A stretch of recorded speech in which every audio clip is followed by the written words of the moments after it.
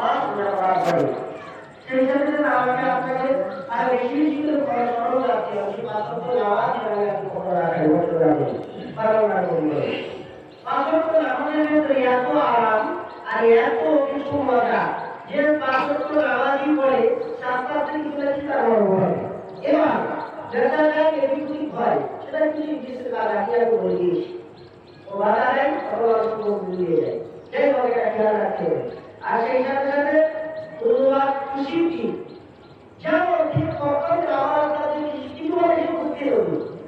আগে খুশি দিলে সবচেয়ে বড় জিনিস মাথায় রাখতে হবে পৃথিবীর ভিতরে যারা আজকে বাপ এবং মা বেঁচে আছে, আল্লাহ আজকে যে জ্ঞানের সাথে সাথে বাপ এবং মাকে ঘরে নিরাময় দিয়ে রেখেছে, বড় একটা সবচেয়ে উঁচু পর্যায়ে দিয়েছে।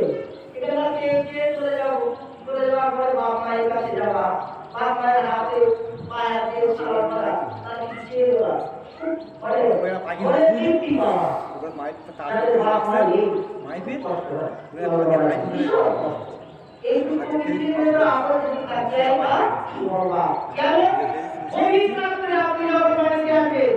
আমার স্বয়ং নিজের স্ত্রীটাকে খাইয়ে দিয়ে আমি তাকে লালন করে কাছে সেও করতে তাকে জানাতে পারে। আমার মা যদি ঘরে থাকে বাবা বলায় কিছু হিসাবে আছে আমি খবর নেবে, মা যদি থাকে ভগবান সেই খবর নেবে। তাই সব নিয়ামত যার বাপ মা এখন বেঁচে আছে তার কাছে পরে কি খুশি মনে হবে। যার বাপ মা বেঁচে যায় একজন নিজের আরো কিছু করতে যাবে, আর যার কেউ নেই তার হচ্ছে একটা দুঃখে কি বাপ মায়ের খবর দিয়ে রাখবা, বাঁচে যাওয়া শুরু ভুলে যাওয়া না, যাদের বাপ মা আছে তাদেরকে সেবা করা, এটা সবসময় মাথায় রাখতে হবে। অনেক সময় বাপ মাকে বড় সময় কাটিয়ে দিই বিষয়গুলি এগুলি মাসুল কেউ করতে পারবে না।